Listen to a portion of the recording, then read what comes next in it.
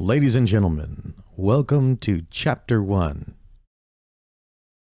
Today, we're going to be going over Lycan Fallout.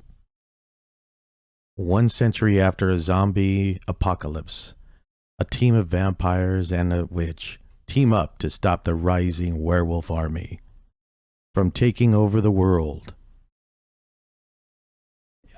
That was the premise. I really liked the idea that this was after, because I have a hard time getting into zombie stories. Really?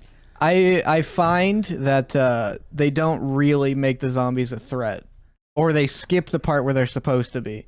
Yeah. Like, you see that in The Walking Dead. It's not the only zombie story to do that, but they're like, and 2 weeks later the zombie apocalypse happened, because I don't think with how the zombies worked, they could have shown a logical progression to get to that point. I think a lot of zombie stories skip the zombie outbreak, and they'll even cutting a day later, because I think, you know, if anyone can fight zombies off with an axe and survive in the post-apocalypse, what happened to the army?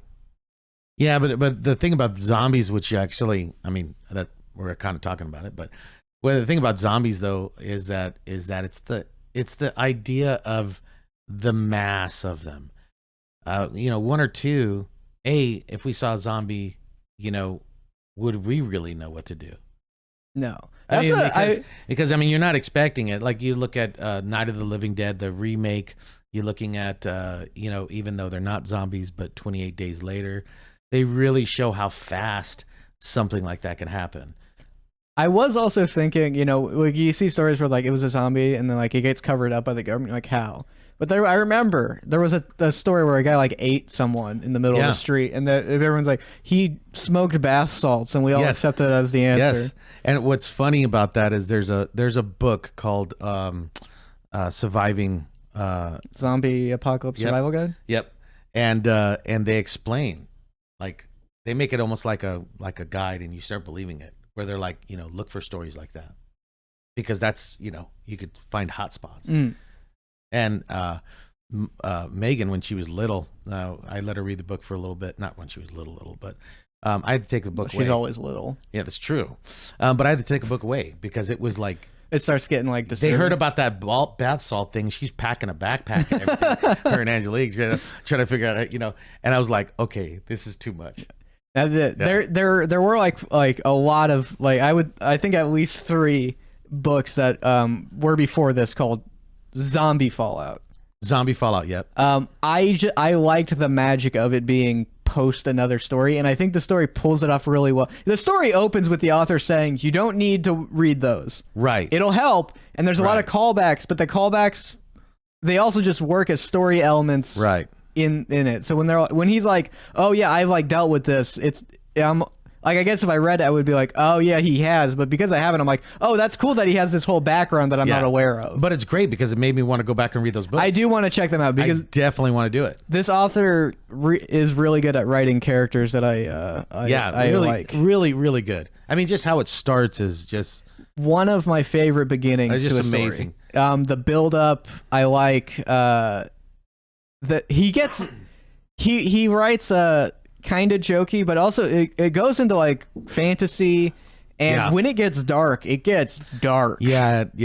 In a level, like, I don't get that like grossed out feeling often, but like there were parts maybe not in this the first book, but later on when they describe what werewolves do to people, it does get like, oh, that's horrifying.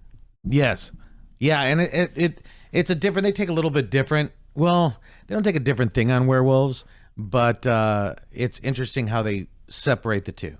A werewolf and an actual true Lycan. Yeah, a Lycan is its own being. They can turn people into werewolves. But even they think it's kind of an abomination thing. Yeah. They don't like it either. So the beginning of the story, I really love it. The song in my head is that Like a Stone song, but I think it's it starts with an A. Something not SoundCloud. Like freaking something like that. Yeah, you can almost see the camera coming down into the basement. Yeah. And well, let's let them know so that you can visually see it. So our character in the very beginning, he he's been sitting in a basement of his brother-in-law's house for like what 2 centuries? Century? 150 years. 150 years. And he's just sitting there where the whole house is like dilapidated and It's almost caving in. It mentions it's snowing and sometimes he'll just the visual, where he's just sitting in a chair and they'll mention that snow just falls on it. Like he'll kind of like just like fall asleep and wake up and there's just like inches of snow over him and he'll like, and then just someone brings like an animal for him to feed off of every once a year. Yeah, once a year. Once a year. And that's his life. Is he just sits there. And is just like waiting to die, but he can't. He's immortal. Yeah. And he's like, I lost. And I like, too, that it made it to where it's like, I guess I wouldn't want to be a vampire in this world. Because he's kind of like, what we were talking about before. Yeah. Because he's like, I don't have a soul anymore. If I die, I don't get to go to the afterlife, which he now knows exists, too. Yeah. It's not even a faith issue. He knows there's an afterlife, and he doesn't get to go there. Right. So it's like he doesn't want to die, and he doesn't want to live, and that's where he's at. And, you hear the music, you just see it. Just centuries pass by as he just sits there. And it almost brought back visions to the Interview with the Vampire, some of those books. But I mean, if you think about the movie with Brad Pitt, when he visits Lestat, and Lestat is old and he's eating cats and he's just like all like, it was just such a, I mean, the beginning of the book was just amazing to me.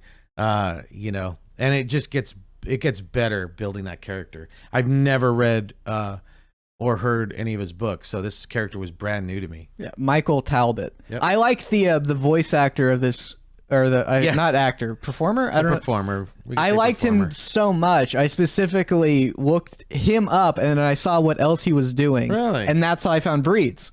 Because this author, the voice actor is so good at like that feeling of like aged like wariness, but also like a humor buried under it. Yep. A little sarcasm. Yeah, it's just he's charming. The way the guy talks, and especially with that characters, you have to do it like, which the character does kind of. He will annoy me with how many references he'll make sometimes. Yeah, but it's the second I get to a point where I'm like, this is really annoying, then he'll then be like, all right, let me be real with you guys, and then it'll be like this very emotional character that I'm like, right, I forget I love this guy sometimes. Now this takes place after, of course, some of his other books, which is about zombies. So in the end, I mean, who knows how many people have been wiped out? So there's little bands of people that have been rebuilding society. So now he's at a point where, he's now, at a point where man is finally starting to claw his way back into building, things around the world. And he won't be able to keep hiding in this cabin for long because people are going to start encroaching on territory. And it was corny, but then it's like there was a reason it was like that. But, eventually the story... You get like him just being like, I miss my wife, I miss my kids, I'll never see them again. He became a vampire. Now, do they really go into? I don't remember if they went into the book about how they died. They do, but it's just naturally. Right, he just outlived them. Yeah, that's he what became. I thought. It was like the set. He had to become a vampire to have the ability to save them. He did it, and they all lived and then died, and then he was just like, now I'm stuck here, in this position. And they explore that a little more as the books go on, and it is very sad. Yeah, because you find out, it was not a clean "I'm a vampire, I'm leaving" thing, and he is a. And it's funny because he's like a half vampire. Right. The same way they do with the Lycans is they look at that same character aspect in a vampire. So he was made into the creature that he is by a real vampire. Yeah. And I loved finding out who his master was. Loved it. It was a very fun. We'll try to capture that reveal a little bit, but it was definitely the thing like, I'm buying the next book. Yeah. Absolutely. This is so cool. This is an easy buy. I'm going to finish the series. The story then kicks out where it's the year is up. It's time for his next meal, and it's a dog with the name tag Purpose, which is very on the nose. Yeah, and you find there's a reason it's on the nose, but and there's a very like black comedy scene because he's like, I'm gonna eat this dog. I don't know. And he's like, and the dog's like licking. They're like, I don't want you, Purpose. Go away, Yeah. Purpose. I don't want Purpose. And like, I think at one point he goes like, oh, I get it. Yeah. And he can't ignore it and doesn't want to eat it because he'll eat the cow that's given to him every year. But it's the start of moving him forward towards a purpose. So, and it's so interesting because, that starts him moving forward.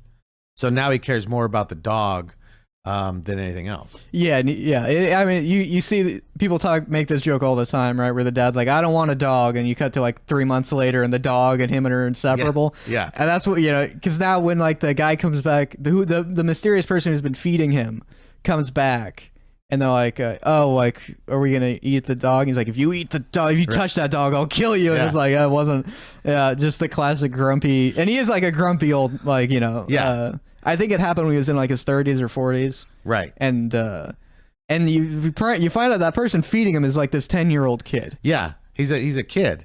And it's so crazy to me that voice actor has the grumpy old man. Oh, yeah. And then he'll just go like, oh, Mr. T. Yeah. What are we? Mr. T. No, I totally agree. Yeah. And he calls him Mr. T. Which his name is Michael Talbot. The kid calls him Mr. T, and I did not get the joke of him being called Mr. T until Frank pointed that out. I was like, oh wow, I just thought that was like a weird nickname he had. And he was like, oh, you didn't eat the dog. That's good. Otherwise, we would have had a problem. And then Michael goes, by that he meant I would have had a problem because he would have killed me. Yeah. Because that's his vampire master, is that 10-year-old kid. Right. So the 10-year-old kid is an actual vampire, which, it's great how he brings things in just to shock the crap out of you. Mm-hmm. Like a little bit further in the book, there's a 10-year-old vampire that's been around, less than 1,000 years. And he understands what the dog is saying. That little part blew me away. That they have like and eventually like it's like a skill some vampires have, and there's a reason he chose that dog. Right. Yeah. It's interesting. It's really, really cool. I liked all those little things in there. Yeah. And I at the end of every of these books, you get like a little like background stuff. This kid, by the way, has a very tragic background. And again, like the story can be a little like action hero-y. Yeah. Especially with the main character, but the second they want to tackle something serious, it's like, oh yeah, and that's part of the shock with this author, and it does, it's not like unnatural, the shift, but it is, basically like, well, here's why that happened. You're like, right, I don't know why I didn't think there would be a tragic reason a 10-year-old was a vampire. Right. Now I know that you typically, of course, have the Lycan against vampires, and then you have like 3 out of the 4 normal monsters or whatever you would say, but they do it so well in this that I really didn't expect some of the things that they were going to do. I didn't. I really didn't. I like the setup of, because it's post-apocalypse, Lycans have always been around, but they used to have to follow this code to hide from like the population. Now they're like, oh, we don't have to do that anymore. Yeah, we're like, but they're kind of stupid. Yeah. I mean, not in a bad way. They're monsters, right? They're not like they don't make them. They're not that intelligent. I mean, they think that they are, and they're great at statistics and fighting, but then some of their, like, they do a flashback when they were actually when the whole zombie thing was going on, and I hate to say it, but I was laughing because they were seeing all these people that were dead, and they were thinking, yeah, look at these people with no weapons. They're easy to kill. And they're all zombies. And that was there was like humans are much smarter than them, so there was a reason they had to like be careful. But then they're like, oh, these humans are like nothing. And then they like, normally they don't bite us like this, right? Yeah. And then the Lycan's like, oh, we need to like start doing some stuff here. But if there's one thing this book I think does is, for me, it just makes me want to read more of his books. I definitely want to hear the 7 zombie books before this. And they imply that he's fought aliens and stuff. Oh yeah. Yeah, I part of me like really enjoys that, like the idea of that like all being background stuff, but then it's like, I mean, I so much enjoyed this main character. I would like to see where he starts off, because they reference all these things and relationships he has. And I would really love to see his progression, because I mean, I'm seeing it at a certain point where I'm like, okay, how did the writer write him book 1? Yeah, which I assume he'd be a lot more like, right. Because the impression I get is he was an action hero type guy. Yeah. By the end, and then he was just like, now it's 150 years of him just sulking. Yeah. And then it's kind of him like reemerging his personality. Yeah. And now we're talking about way in the future. So, you know, the head vampire, he's telling him how man is coming up, and that, you know, this place in Boston makes this nice, you know, dessert, and this place over here has a game like baseball that they play, and and he's like, they haven't quite perfected Pop-Tarts, but they're getting there, and I'm telling you, another 50 years we'll be there. He talks a lot like an immortal being, which I like, how he's just like, give it 100 years, buddy, and we're gonna be having Pop-Tarts every night. But the beautiful thing about the main character, Mr. T, is that he has not changed a bit. So he is still, you know, making references on baseball teams and things that don't exist.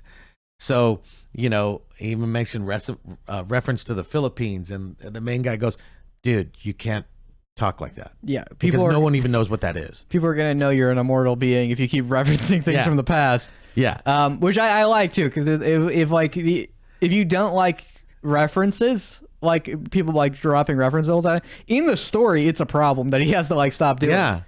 And they're like, no, like they're gonna immediately recognize an issue with you, so they have to like play it off too. Because he'll be like, because it's a little road trip story at first when he gets him to recruit him. He's like, all right, like we're gonna need your help for this thing happening. You're not gonna be able to hide here forever. We're gonna go to this town and start getting ready for this mission we're on. If you care about this dog's gonna die now. And you're like, a little manipulation this kid did to him. So if you want this dog to live, now you're gonna have to join us. And it's like he makes reference to be like, what's wrong with your friend there, mister? Yeah. He's got the dumbs. He's got the dumbs. Which then the main character does like, yep, I got the dumb, and he starts insulting people. Sorry, dumbs. I'm gonna get the I mean, no one knows what the middle finger is, so he's flipping people off, and the guy's like looking at him. He's like, I got the dumbs. Yeah. I don't know. Yeah, I think they mentioned that like there's a new gesture for insulting people, and he's like, that doesn't feel the same. Yeah, I do. It's a little westerny when it starts. I miss that. That is true. Which I like that, you know, he's wearing a trench coat and a hat, and there's like, you know, he's also they're gonna like the classic thing like, well, we're old and ancients, we have all this gold, so we're gonna and he's just handing it out way too much. Right. And of course we're talking way in the future, so I mean, one piece of gold, he ends up going to this place, could buy the guy's whole shop. So he thinks that he's out to kill him. And so I mean, I love the interaction with the town people and people that he runs into him, just because he's just out of control. Mm-hmm. And the way that he talks, he's always out of control. He's always getting in trouble, which he is. Yeah, and he also really enjoys fighting people. Yes. So, you know, there's like a group of thugs that attack him, and you do get to, you know, they pull out whips and stuff, and you get that classic thing of a guy catching a whip, and then you see like he can like move super fast to the guy, and like he's kind of just playing with him. He's like, I really want to. But the only reason one of the challenges that I'm not saying like, but was typical, was that you have this complex character, and of course he doesn't want to eat people. Yeah. And it's, I mean, not cliche, but it always like that. They try to bring the human nature into a vampire. Mm-hmm. When, you know, I think in any of the vampire and books like that, I mean, they really go kind of on the edge of how a vampire has no morals. Yeah, and being able to feed on animal blood is kind of like, oh, you're avoiding the issue of being a vampire. Right. Which is, to me, kind of played out. So, you know, the good part is the story is largely about him being convinced they eat blood, human blood. But they don't weigh on it so much where it's like on there all the time, because he does. Yeah, it's like a power up. Yeah. And he even says it. It's like Popeye and my spinach. Yeah. I think like in the third or fourth one, they have a very interesting part where they're like, there's we have to eat someone. Yes. And we don't have a prison where we know there's guilty right. people, and they're basically like, we're going to find a group of people to eat. Yeah. And like, in order to defend this many people, Yeah. you're going to need to kill a couple of people to be able to have the strength to do it. Yeah. And I thought that was a really good way of handling it.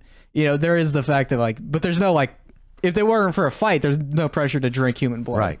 And it's interesting, onto the Lycan side, they really go into, I mean, it's just kind of different where all these Lycans, they live in a giant high rise with all the windows blown out, you know? And the main guy really doesn't give a shit about any kind of old ways of doing things or any like, you know, we have a set, you know, old way rule we need to stick by. Yeah, He doesn't give a shit. The new Lycan ruler Yeah. is like, we're throwing away all these traditions and limitations we put on ourselves to survive. Right. We're going to enslave man. And then raise them like cattle. Yeah, because they Pretty much what they're going to do. they got the. It's a little similar. I think they need to eat people, Yes. so they're like, we'll control them. We'll like regulate feeding, and it's like that's one of those things, you know, where it's brought up, and then they're like, well, you do it to cows, and we're like, yeah. I mean, we can't talk to cows, so it's a little. Yeah. It's a little. Yeah. You know, anytime a story tries to do this, like, don't you eat animals? It's like, oh, you don't talk to pigs, man. If pigs could talk, I wouldn't be I eating wouldn't be, them. or at least I wouldn't want to know. I would be. I mean, I would feel guilty. Yeah. Maybe a muzzle or something. Yeah, I would be I like, wouldn't want them to talk. Yeah. yeah, you'd be like, Definitely not. we'll shut them up. Yeah. So how But different that- are we than the Lycan? Mm. No. But yeah, if a pig could talk, I don't know what I do know what I would do, and I wouldn't eat them. I don't think I would eat them. If a chicken could talk, I'd still eat it. I mean, parrots can talk, so that's actually a borderline. A chicken's a dumb. Imagine a chicken talking to you. If a chicken could talk, he'd be like, I just shit on myself. Yeah. Really? I guess, you know what, if they could talk but they were stupid, they would just be like, I want bread. Yeah. Yeah. You'd be like, all right. It'd be easy. They don't do anything. Yeah. I just put some earplugs in and Yeah. yeah. And But a pig, you know, a pig could probably have a good conversation with you. well, yeah, they're Could you like, imagine? they're Jeez. cleaner than dogs. Yeah. Yeah. Yeah. Anyway, that's a totally other podcast. We get into that. Hopefully, we didn't get anyone upset at us right there. But anyway, so I love the build up of the character. Love that when they introduce the witch, Bailey? No, not Bailey. No, Bailey was his friend. and they introduce a witch that, and then again they make references, but not to a point where you feel like you don't get it. But you could tell all these main characters, they've had a history. Mm-hmm. And a pretty crazy one at that. So when he sees the witch, he knows her, and he doesn't know how she stayed so young and everything like that. And because obviously she's older than all of them. Yeah, there was when they meet and she's like, well, I have magic and I can change my appearance. I can change it to, and he is like, well, I love my wife, and you get the implication there was like, oh, was there a thing going on with her? And then she like changes her appearance to look like his wife, and he just starts crying. Yep. Yeah. Yeah. It was really good. You know, you are like, oh yeah, he tries to be jokey, but the second anything reminds him of something, he will break down. He just goes like, please stop. Yeah. Don't do that. She changes into an old woman first. Yeah, she's like, is this what you thought? And then he changes into his wife. And his response is, I almost forgot what you look like. Yeah. Yeah, that was a pretty crazy part. Because he doesn't have any pictures, or he's thrown them all away in a fit of rage. Yeah, and you figured you've been there over 100 years. Yeah, so she's just like, yeah, he's like, oh, he gets an exact image of his wife looking at him. Where they even mention the part that in the basement, there's not even rats in there anymore. Because there's nothing left to eat. So there's nothing. It's a void. He has been sitting in a chair for the past 150 years and eating cows. Now, how cool would that be in time lapse? Yeah, that's what I want. That would be pretty cool. That's where you get I can't sing, but that Like a Stone song playing, and I definitely got to draw that. Yeah, because that was way cool. Him sitting like just like, you know, he's got the fingernails and claws and just staring, getting fed. So what ends up happening? What do you think? I like the fact that they went into like a little bit of description of the towns and the little towns, and that, you know, I mean, one of the bars is a old funeral home. Yeah. And it's funny because he remembers these things, so he's explaining it. Because the book in itself, and I don't know about the other books, but I'm assuming it's the same way. The book in itself is basically his journals. He writes journals.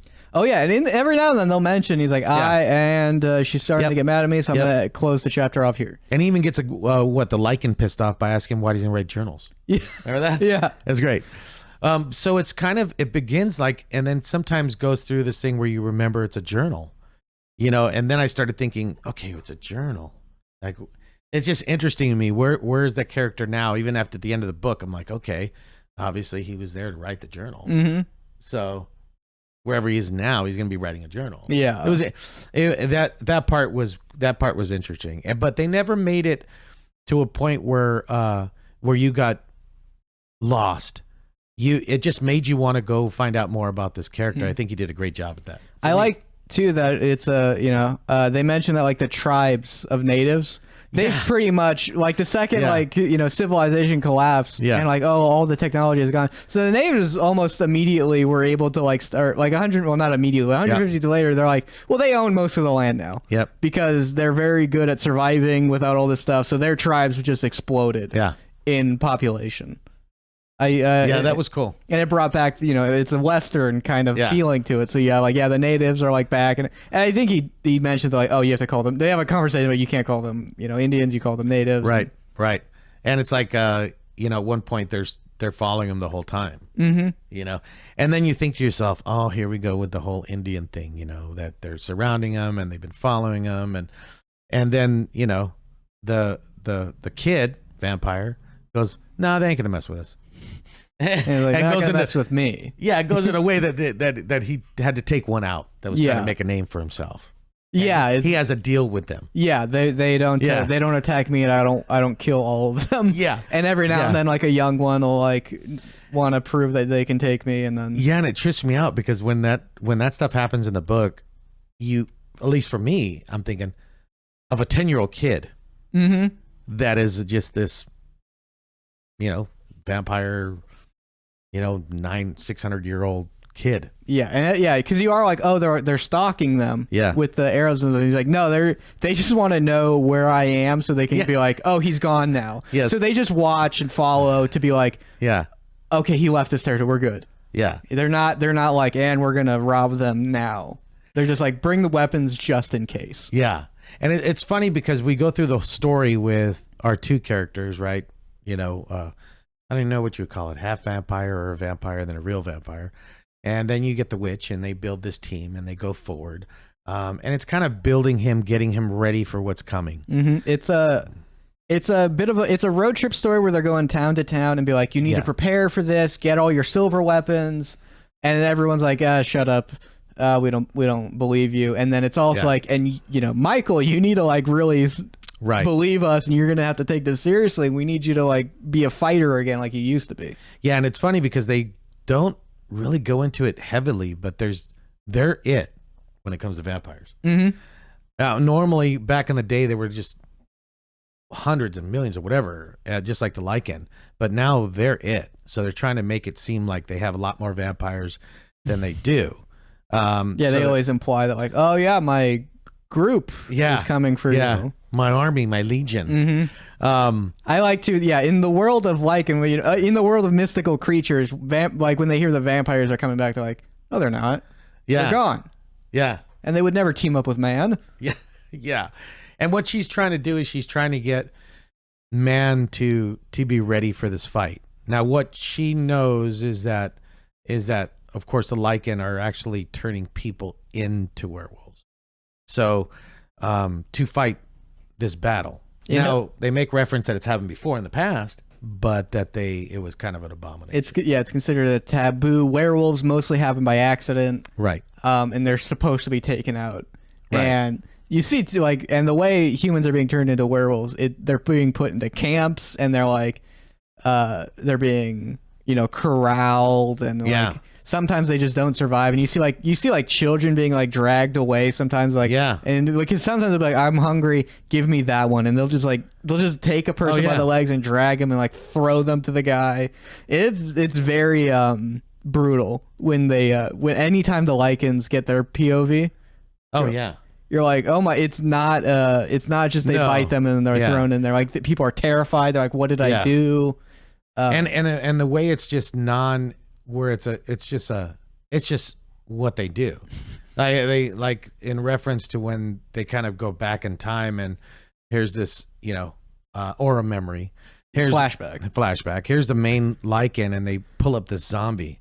And they have no idea what it is. Oh, yeah, I forgot about that. So the guy's all, why don't you just bite his groin out? Yeah, and I think he does. And they're like, oh wow, he's not screaming in pain. He's not screaming. He's still trying to bite me. When we do this, they scream. Yeah, like it happens all the time. And like the way they'll grab him by the limb and just like dangle him and shake him, and it's like, oh, they don't consider humans to be like, they look him as food. Yeah, straight up as food. And they like experimentally bite at the zombie to be like, well, what's gonna make him shriek in pain?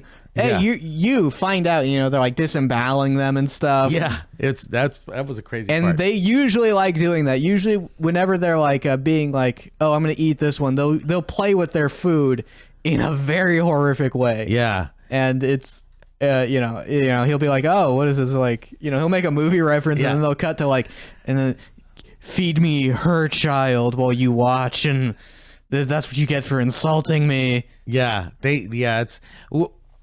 that would be. I would love to see that aspect of werewolves in a movie. The brutality. Yeah, I mean, just one guy comes with just news and he throws them out of the building. Yeah, and he was right. And then after he dies, he goes, "Hey, so where is these things?" Yeah, it's great. I mean, I liked the whole seeing both sides of it. Mm-hmm. They do get into like tribes of the Lycans, and they do show there's a political system. Not all of them are for it to it. They, it's just the person in charge is like the most evil one in the world. It did, it was like I don't know if you've ever read or watched Goblin Slayer. No. It's a little controversial, but the goblins in that world do horrible things, and it really made me realize that like I need monsters to be monsters if I'm gonna want them to die. Because I started, I tried playing video games again. I'm like, well, why should I kill this person? Right. Why should I? Well, even this animal, I should avoid them. Like, right. Unless they're like monster. Like I want monsters to be monstrous now. Yeah, and I mean that's just human nature, right? It's also easy to be like, okay, well, fucking kill him. Yeah. Because I started playing, I'm like, I don't know. Am I the bad guy? I don't know. Yeah. Let that guy, it's like the whole thing, like the Death Star, all those workers that got killed. What did they do wrong? Yeah. What did the janitor do on the Death Star? Yeah. Absolutely nothing. You play Skyrim and you're like, oh, it's a bandit cave. And you're like, well, I mean, I ran into their home and just started killing them. I don't know if that makes them bandits. I haven't seen them do any bandit things. Yeah. And then, it's like, like video games, and then all of a sudden, your karma starts going down. Yeah. I'm like, oh, I lost 50 points. I better give a guy water, and that'll redeem me. Yeah, like Fallout, when you go in and kill everyone in, the nuke town. Yeah, which is like your first moral choices. Do you want to save a town or blow it up? And like, why would I blow it up? I have no. You get 500 caps. That's the price of a gun that I just found. I could do that. Yeah, and then you have someone out there that's playing the game, and it's why not? Yeah. Why not blow up the town? Yeah. But anyway, I think I like how they did that. Also, like they go into the whole where werewolves only actually breed every 5 years. So that's why man now up and coming can be in another position of power. Yeah, so they're like... So the Lycans are like, and the way that it happens, I mean, you might have like 4 werewolves that are born in a litter. Oh yeah, it very how sharks are born, which I feel like we don't talk about enough in our society. But a werewolf litter. It's not that they only have one every 5 years. It's just only one every 5 years is allowed to live. Allowed, not like, hey, that one's not going to make it. No, allowed. They a pack is born, and it was like. Yep. They are then, born into a cave, and the mother kind of like crawls away. And they mentioned that like normally the mother, if one of them tries to run away and not fight, the mother will kill it.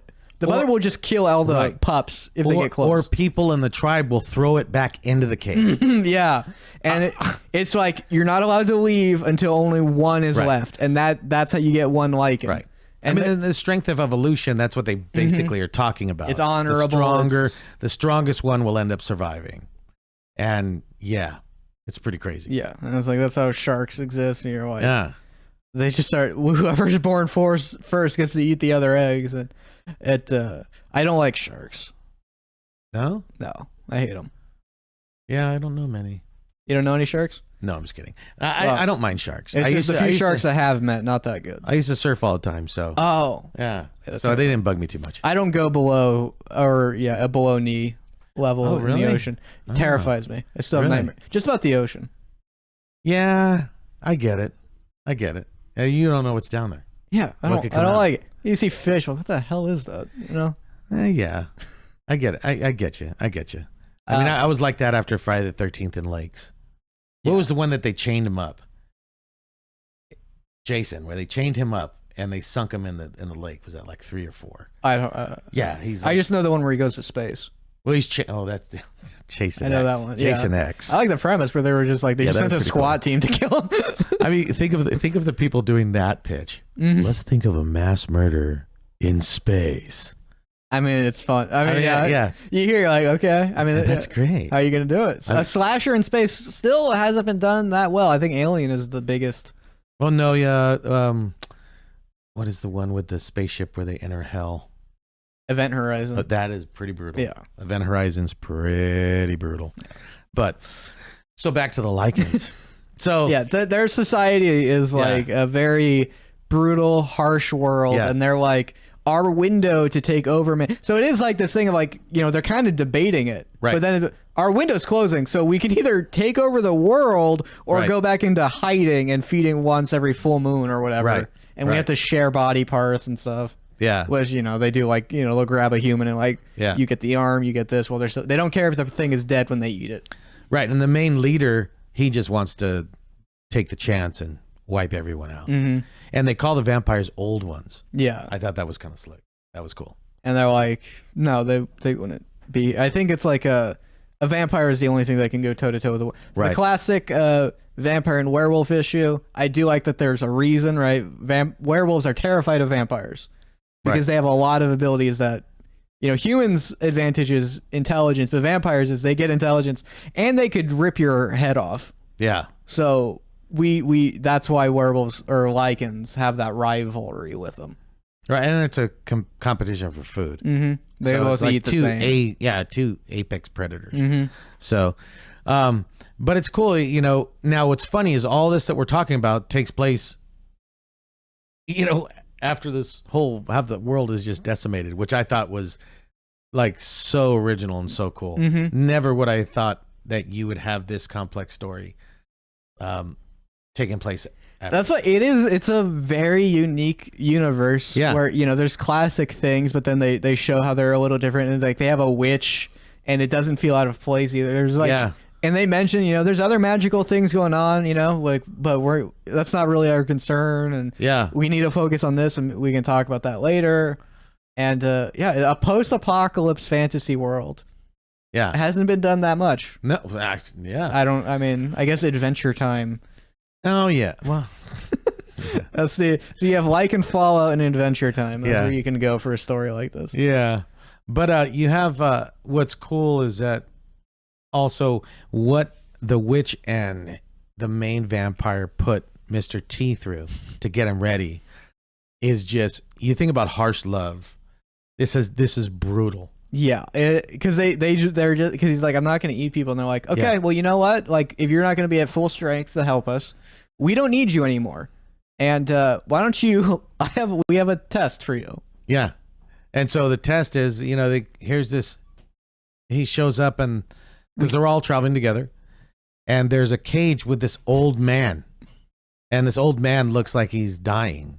He's like, well, would you feed off a dying old man? Right. He's going to die anyway. Who cares if he, like, there's no moral issue there. And he's like, no, even then, I still can't do it. Yeah. And so then what ends up happening is the old man is a Lycan. And so now he's like, you know, 8 feet tall and this huge Lycan. And, you know, they start fighting and they just leave. Mm-hmm. They're like, see you later. They just take the dog, and they just go on with the wagon. Yeah, he Michael. By the way, he has like an axe with like silver on it. That's like one of the equipments he like purchased on this trip. Yes. That's all. He's a vampire with an axe. Yeah. So we'll go into that because I thought that was a cool fight. Yeah. I think it was a cool fight. The fights are always very satisfying. Yeah, they are. They usually have like, you know, like siege tactics whenever there's a big group, and they go into like individually and on individual fights. It's very, you know, he's using the full potential of like their abilities. Yeah. No one's holding punches. So like when he, you know, like they can heal. So there's a lot of like faces getting like torn and gore coming out. Yeah. And it's like if they had a such thing as an impact vest, I wouldn't want to wear it during this book. Impact vest? Oh, the thing that simulates? Yeah. That because he gets jacked. Dude, I mean, you watch a horror story and you have to like take the physical. Yeah, he'll be like, they just gets like his ribs cracked open and thrown into trees where all of his bones break and before they can like re-heal. Yeah, it's really good. And they basically leave him, and they even set him up by sending robbers to him to try to kill him after he fought the Lycan. Yeah, this one of those cool little it's the witch and the kid vampire leaving. Bandits try to and they took his dog. They took the dog in a western. Yeah, you don't do that. My dog. Bandits in there, they're like, we haven't had a and it's post-apocalyptic. They don't hold punches on how bandits would act too. He's like, oh, we haven't had a woman like that in years, and she was like, you haven't had a woman like me ever, which is a fun line, and she's like, you can't rob us or I'll kill all of you, but I do know a vulnerable guy that you can go rob. Yeah, and we left him back there about a mile. You go kill him. Yeah. Now the whole time, she says that she was always there to step in, but I don't think so. No, I don't buy that for a minute. She can like telepathically kind of feel things, but I do think Tommy will be like, I mean, should we? Yeah, we should go check on him. Tommy's right? Like, man, that's not nice. Yeah. That's not right. Yeah, that was great. I don't know if are you sure he's gonna be okay? Are you sure Mr. T is gonna be okay? He'll be fine. Yeah, no, I got it in. I was not gonna let anything happen to him. But it's like, I mean, he almost died. He almost died. Yeah. But it's cool, even though it's, again, not to say cliche. You already know what's happening and why they're building up to it. Mm-hmm. But it doesn't feel. To me, it didn't feel like it was like I was going through the same old. Yeah, that's the thing. I found that there's nothing wrong with being cliche if you pull it off well. Yes, and they did. Yeah. Like there's nothing wrong with having a werewolf follow the exact rules of every story. Right. If you make it interesting and you write it very well, then it doesn't matter if it's generic. Oh, I agree. And with this, it's like, even though you knew it was happening, eventually he's what they're trying to get him to do, and eventually he was going to do it. But like, but they made it feel like that's why you were interested in it. The fights being brutal too helps, which is why when fights kind of don't have a back and forth, I'm like, well, you're not really setting up stakes here because, I know where the story's supposed to go. Right. But like if he's getting like his like organs ripped out or his face, like if he's like bleeding on the ground being like, oh, I might die right now. Yeah. And you actually as the reader are like, oh, like he probably could. Yeah. Like I believe that he could die from this threat. Yeah. Then I'm like, I believe in that was the point, was for him to know the stakes. Yep. So in universe, he was being taught the stakes of this Lycan war because he finds out. I don't know if you have specific notes on how that fight goes. Outside of like the silver axe is like highly damaging, and there's a lot of like throwing people around and bones breaking. Oh yeah, I know that they're giving out silver to the towns so they can actually a silver won't kill a werewolf, but it'll actually hurt them, and they could still kill them. So they're trying to tell the towns, and most of the towns think they're full of shit. Yeah, and they're like, gather all your silverware. Yeah, and they're like, which I don't know if silverware they had a lot of silver. They were hauling a lot. Oh of silver that they were giving to the towns, and then they'd be like, well, we're just gonna take it. Yeah, and what was cool is that they go into the witch. And I mean, dude, she has to be old. I don't even think they mention how old she is. She was, she's known Tommy. Right. So she's at least a couple centuries, I think. Right. Because she even mentions when he says, "Oh, I've met someone younger. You've never met anyone younger." Yeah. And what's crazy about it is she truly cares about man. Mm-hmm.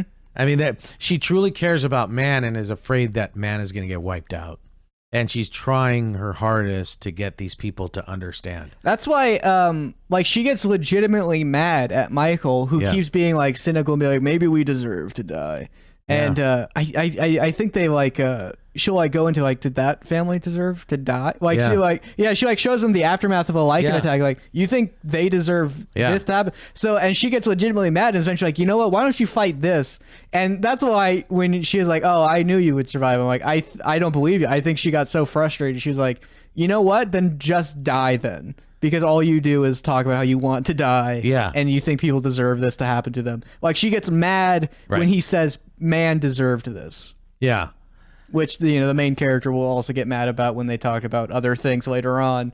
Yeah, but yeah, that's a recurring element that this author is. That cynical dismissal. Right. I get the author is like really against that, which I thought was really cool. That was cool. Yeah, I thought, like I said,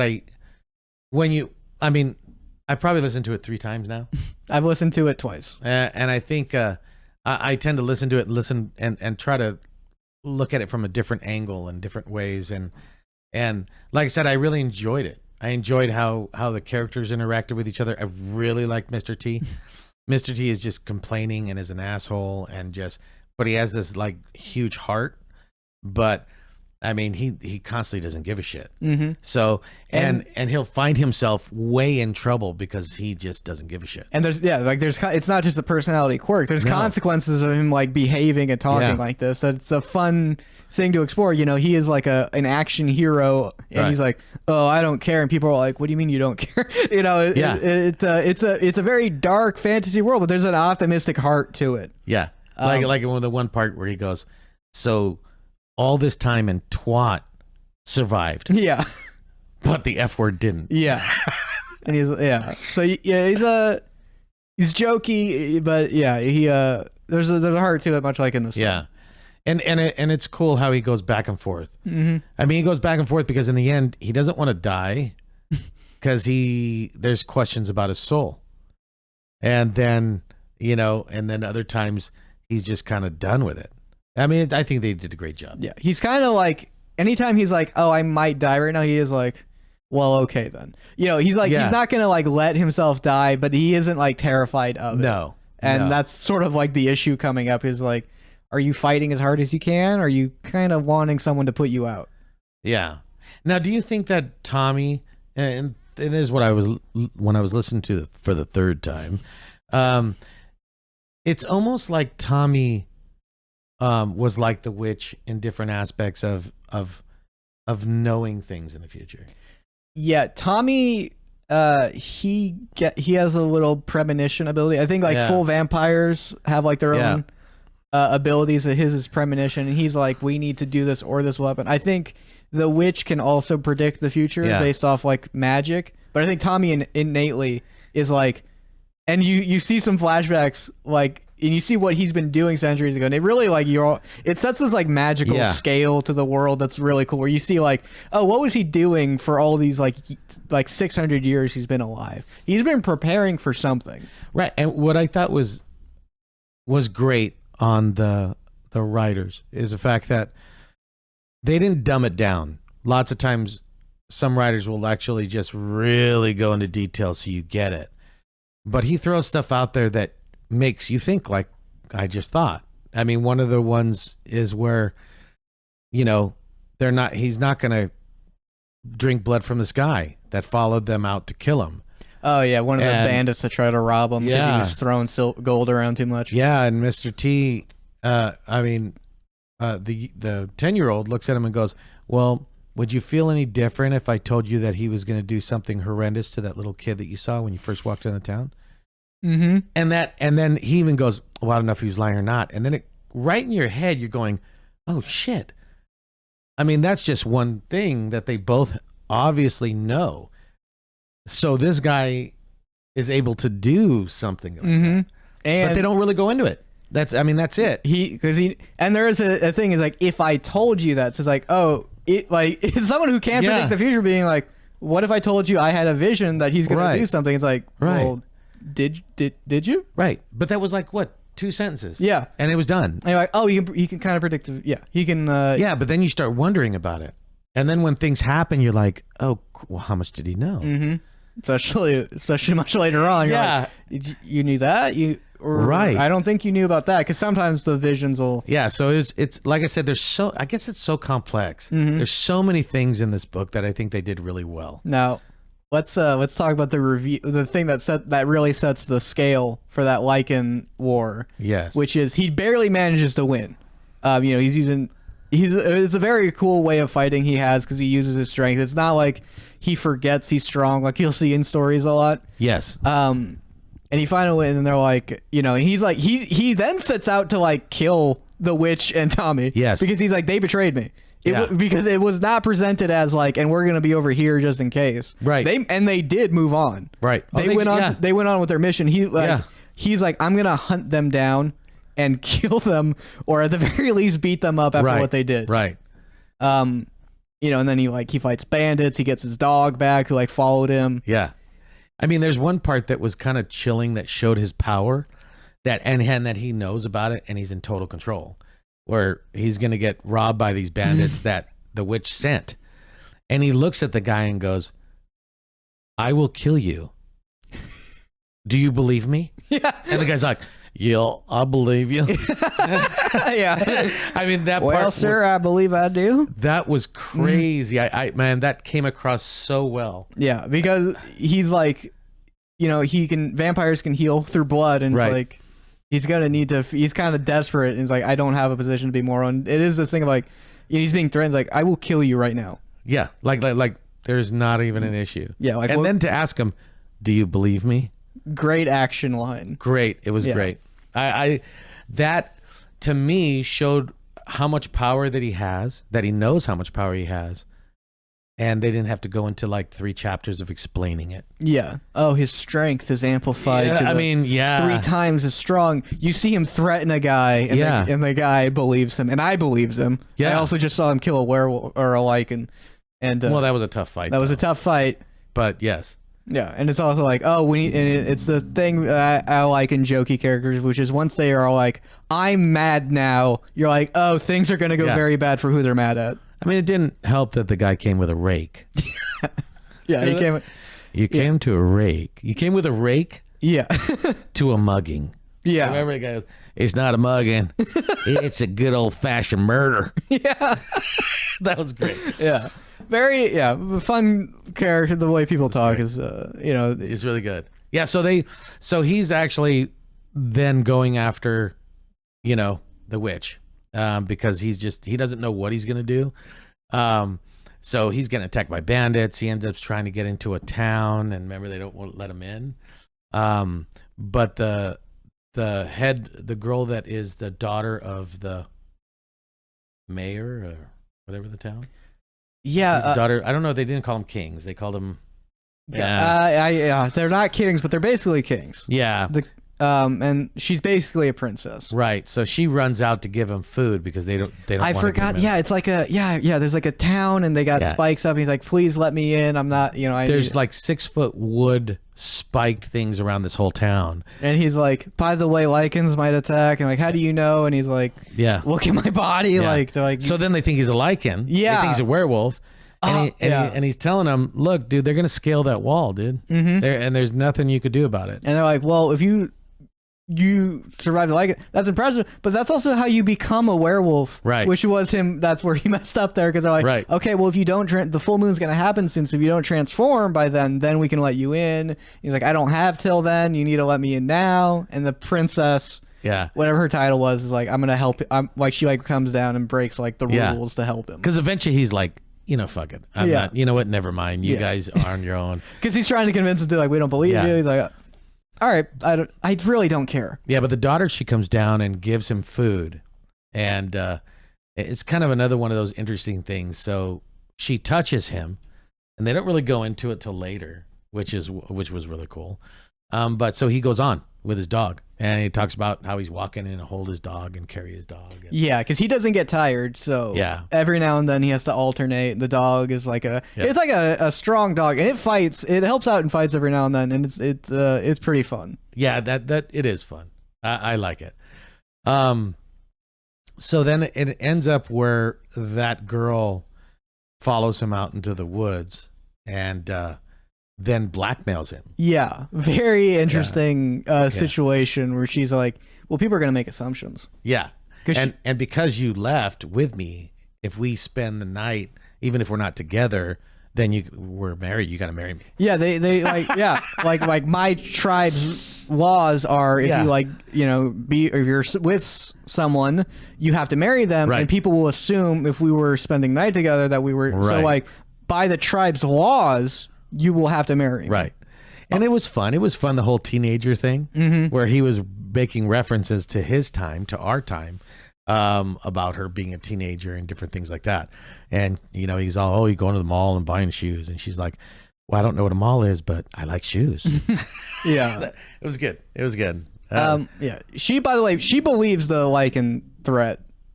Correct. And he's trying to get her to convince her dad. Yeah. And it's like, you should go away.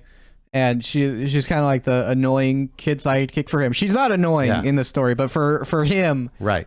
He's like, leave me alone. All he thinks about when he looks at her is his daughter.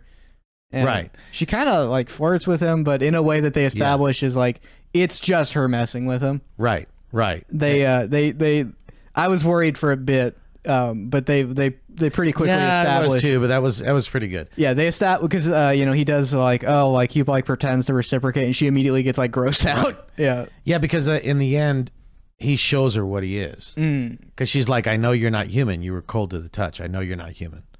And so he tries to scare her away and scare her back to her dad. But of course she doesn't. Like a teenager. Oh my gosh, wow. They also constantly imply there's something else going on with her. Yeah. Because there is a point where, because after he like tries to intimidate her, she like reveals she had like a dagger on her the whole time and was like fully prepared to like kill him with it. And he's like, oh, that's weird. He's like, oh, that's where it's like, oh, she's playing up a personality right now. Yeah. But she had like a silver knife on her. Yeah. And she's like, I'm not going to go into the woods with a strange man and not be able to kill him. But in the end, the whole time it wouldn't have mattered if she had it or not. Well, yeah, he would have. He could have killed her. He could have killed her. And there's points where he, it's kind of like, I almost saw it visually like a movie when he could smell and feel her pulse. Yeah, I was like, whoa, that's pretty crazy. That's the thing is you're worried like, oh, is there going to be a sexual tension between them? But the tension is he's like, he wants to drain her blood. I can see her freaking veins. I want to just kill her right now and drink her blood. And so I do like that they do show that there is a constant temptation that he hasn't had to deal with because he isolated himself. Right. So he is not used to the idea of like there is so much pure human blood around me all the time now. Yeah. And I'm alone. No one would know. There's no accountability in this society. No. I can just go to another town and no one will know who I am. Which kind of what almost mirrors the Lycans. Mm-hmm. I mean, that's what's crazy because if you think about most stories of Lycans or vampires, it happens in, now. And you might maybe have a future one. I don't think there is one. But happens now or in the past. And so, in the end, you have, as a reader, listener, watcher, it always is in my mind like, dude, that just wouldn't happen. I mean, you wouldn't have people just disappearing on that level, and not one person, question it or wonder about it or have conspiracy theories about. But now you're talking about Old West scenarios. You're talking about way in the future where there is no law. I mean, that's pretty scary because it doesn't matter. I could drain your blood out in the middle of nowhere. Doesn't matter. What are they gonna do? There's no one to stop me. You can't even tell another town that I did it. Yeah, I could kill a whole town. No one would know. Yeah, And I don't even care if people know. Yeah, that's nuts. That's just nuts. On those type of characters, on characters that are just like, I don't know. Are they all creatures of undead? No, werewolves are not undead. No, Lycans are a purely mystical being, and werewolves are like a cursed human. Right, and then zombies and vampires are undead. Yes. and soulless. And soulless. Yeah, that's right. Which brings a whole nother thing to it. Not unlike, Interview with the Vampire, those series by Anne Rice, right? I didn't read that. Where it's like the whole soul thing is in question. So, which is interesting. Totally interesting. Yeah, I think normally in most vampire stories, I would want to be a vampire, but when your soul, first of all, you find out, oh, for sure you have a soul, and you lost it. Yeah, yeah, you lost it. That would bring a lot of issues morally. Like my issue would be like, well, how do I get that back? Yeah. And they say that in this book they talk about vampires hitting the wall after 1,000 years. Where they're is it like they just want to? They're like because done? It's like a conversation we were having before. You can look at other podcasts, but we were having the conversation before about how it wouldn't be good to be a vampire because you would generations would change, and it's like us going back to pre who knows what, back before the 20s. I mean, back in pre-industrial age. 1400s. Yeah. I mean, we would see things like that. Now imagine you live all the way to now. But that's when you were growing up. Yeah. When you were growing up, getting the coal, getting the water, milking the cow, that's what you did. And then all of a sudden now you go to the market. Now imagine 100 years in the future. And imagine 100 years in the future. Yeah, I think you would have such a disconnect. Because I thought about like, oh, it'd be cool to be like a mechanic, but they're like, oh, you need to get like a new degree like every couple of years. I'm like, I can't. If you have to do that your whole life, you just have to constantly like get degrees and like you have to like it gets harder and harder to forge documents and I don't know. You have to like pose as your grandson every couple of like years. Oh yeah, yeah. I do. I like that thing where they're like, yeah, people hit 1,000, they're like, I'm done. Yeah. Most people, that's like the age limit for a vampire. But it's funny, they don't really go into what happens. They just said they hit the wall. And you're like, I have to die. So do they take themselves out? They don't really even say. Yeah. Or do they just go into a hibernating state? Because Lycans, they're not immortal. No. But they, and this is like the reveal with that fight, right? Which was when he finally catches out to him, he's like, you tried to kill me. And they're like, and they were like, oh, it wasn't supposed to be a hard fight for you. Oh yeah, they're like, oh. You as a reader, you're like, oh my gosh, these things are freaking insane, and he gets jacked up and all this stuff, and then to find out he's a werewolf or a Lycan that was at the end of his life. He was going out into the wilderness to die. Yeah. Like the like what predators will do, right? Where they just wander off until either they collapse or something kills them. Yeah. And that's how they were able to capture it in the first place. It was just like, right. I want to die. They're like, oh, well, we'll give you an honorable death fighting a vampire. Yeah. And that was crazy. Yeah, and he's like, that was really cool. And but like that little dying Lycan almost killed him. Right, an old dying Lycan. Yeah.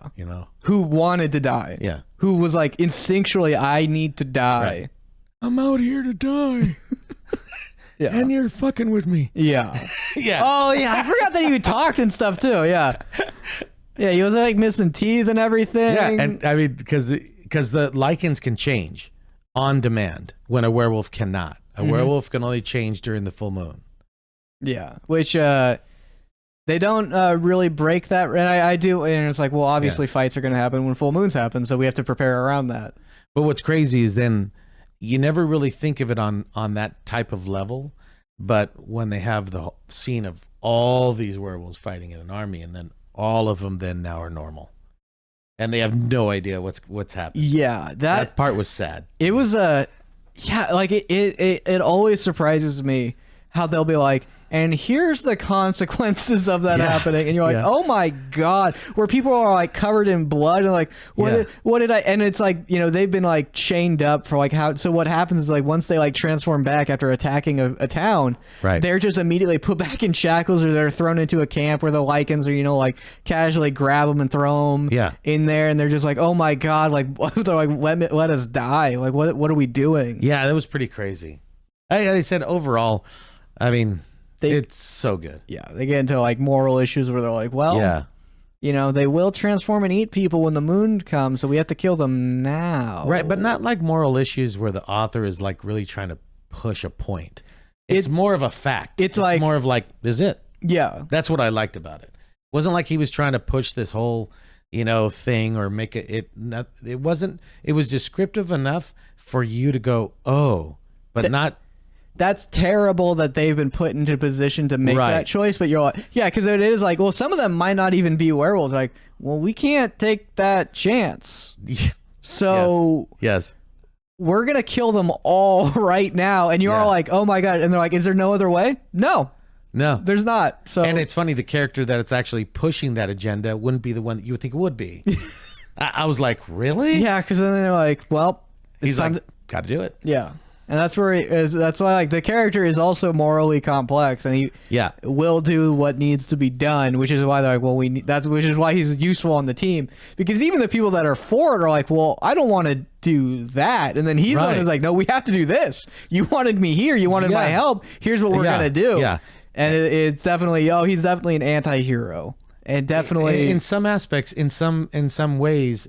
He's doing what they can't. Mm-hmm. I mean, because we're talking about like children werewolves. Yeah. You're talking about old people, and then, you know, I mean, how can you, if you could only imagine that, you have, you know, little grandma that turns into a werewolf, wipes out the whole house, and you come home in the morning and she's out on the porch not knowing what happened. Yeah. You know, grandpa doesn't know what's happening. Everyone's dead. I mean... they don't even get they don't get in, they can't, they don't have, they're like, we don't have time to explain to them either what we're doing, so they're just like, we're about to kill a whole camp full of innocent people because next full moon they're not gonna, it doesn't matter who they are now. And it was it's so brutal of a world, and the way the main character is jokey, which he'll talk like it's a coping mechanism, he mentions it constantly. You forget that he is willing to make incredibly hard choices. Right. And if you want to get an idea of it, just watch 28 Weeks Later. There's a scene in that movie where they're in the main character's house, and you know, a couple infected come in, and this guy gets bit. The lady waited no seconds. None. Have you ever seen that movie? No, I think I saw like when I was a kid, and I don't. There's a lot of movies I saw when I was a kid that I don't remember. He gets bit, and she's all, "Is everyone okay? Are you bit?" And he shows his arm, and it's bleeding. And the first thing he starts doing is pleading to her, "No, wait!" And she just hacks him, just starts hacking him. Doesn't ask how you doing. Doesn't ask, "Hey, we'll wait." Do you think you're fighting it off? No. No. How you got a little fever? No. She just takes him out. And in this book, I remembered that part because it's just like, hey, dude, it's got to be done. Yeah, the decision's already been made. Yeah. Like, the rules are this. If we need to handle it this way, what's the point in like waiting to see if this guy happens to be immune, or we can't take this chance? Yeah. No. Yep. No. We're not here to do that. We're here to stop this from happening. Right. Yeah, it's crazy. It's crazy. But yeah, you know, again, like you think it's gonna be like a goofy action story. Yeah, you kind of when Mr. T starts talking. And he starts actually, you know, really getting into it. It does. It seems like it's going to go down that road. And you're like, ugh. I mean, not in a bad way, but then I was expecting, okay, a little more slapstick, a little more, here's this guy. But it's not. I mean, it's like, it takes good turns for me. Yeah, it's only a casual humor when there's nothing bad going on, which is realistic, right? They like joke and they talk to each other, and he kind of doesn't take anything seriously at first, which is the issue in the story for the other characters. Correct. You know, and then when he does in the end, everyone's like, "Oh shit!" Yeah, they're all like, "Oh, this." They're like, "Oh, that's why we got him." Oh, who's that? Yeah. Oh, he survived a zombie apocalypse as a normal human, and he's been given incredible strength and speed. Also, he was in the military. That's right. So he knows how to fight, and he has super strength. He just, you know, he gave up, and you know. You as the reader get to find out, like, there's a reason they would be like, you need to help us. Yeah. And it's cool how they make kind of the homage to the books that he wrote before, even though I've never heard them. I mean, they run into a zombie. Oh yeah, there was a little road trip. He's like, it's just one, and it's just like barely moving around because it's just bones now. And that I thought that was kind of interesting. Was there like a ball of like a nest of vampire of zombies that they find? And they do talk about it. I like it. It's like it's not the threat that zombie itself represents. It's that if it that's all it takes to start the apocalypse again. Correct.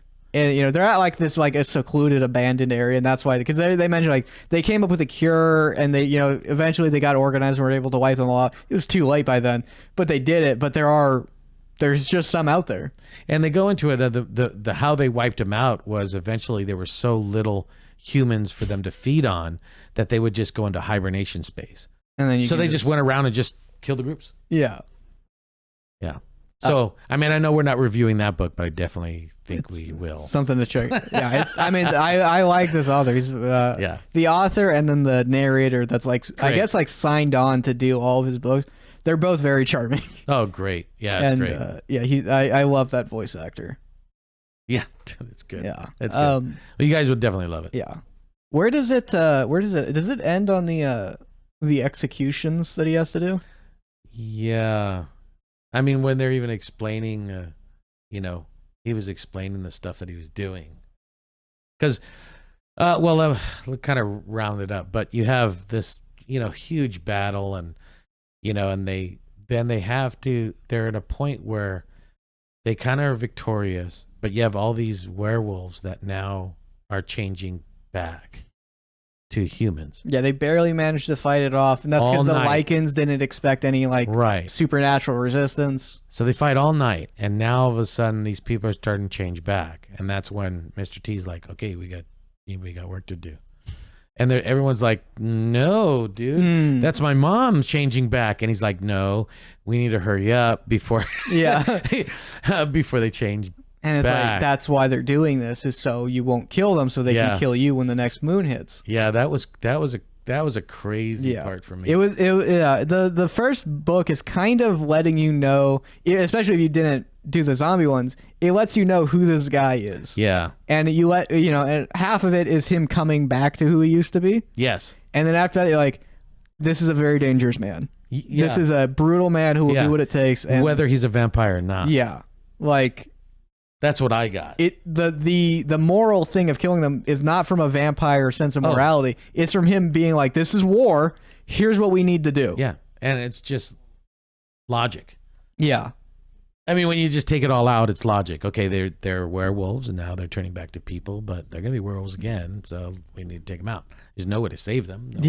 No way to give them a shot. It's not like if we bite them, they turn back into pure humans. Yeah. So it was interesting. That part, that was tough. That was tough. And then, I don't know if we should talk about his maker, but... Yeah, we're going to hint at it a little. All right. So, this big battle aspect of it, there's a certain part that happens that really turns him into a crazy guy. And that was, Mr. T. So, I don't know how to even bring that up. Does an event happen to Tommy in this book? No, that's the second one, I think. Oh, it is. Huh? No. It happens here? Yeah, I'm almost positive. Yeah. I could be wrong. The main, because there is a flashback of Tommy. Yes. You also find out, you do find out Tommy, because he knows the future, he's been like overseeing Mr. T's like bloodline. Okay.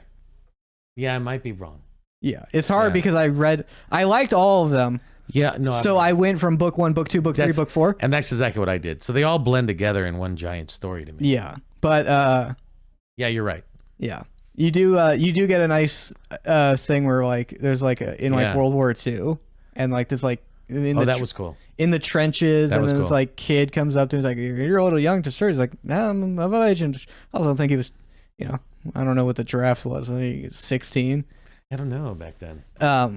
You find out that like he would like go and find Mr. T's like ancestors and make sure they would survive. And he's and they're like, "Where are you?" He's like, and that in itself would be a cool movie to me. Yeah, this guy like protecting a bloodline so he can meet up. That was a lot. Cool. Yeah, I mean, this story does so many cool, unique things. Yeah, and but then keeps the same, I don't know, the same love for vampires and werewolves that you have. You don't lose it. They don't turn into something totally different. Yeah, yeah. And I've never been a fan of when they explain it's a virus. When they're like it's a werewolf virus. I'm like, what do you? Yeah. I don't know. It just seems like it's fine to be magic, Or like the book Wolfen or the movie Wolfen. Well, the movie sucks, but the book's great. It's the same thing as vampires, but in this, werewolves have been around as long as man, and all they do is they hang out in their fringes like rats. They populate with man. They just pick off the ones that are old, and that's how they survive. And it's like they never explain that werewolves are this thing that happens because a wolf bit this guy. No, it's a totally different animal species. And I like that. they're such as alien, but like magical creature that like they have this weird effect on humans when they bite them, and that their will kind of overtakes. It is like there's like a horror aspect of that I feel you don't really think about anymore. Right. With being turned into a monster. Right. Normally it's just cool. You get abs and you're like, I'm super strong now.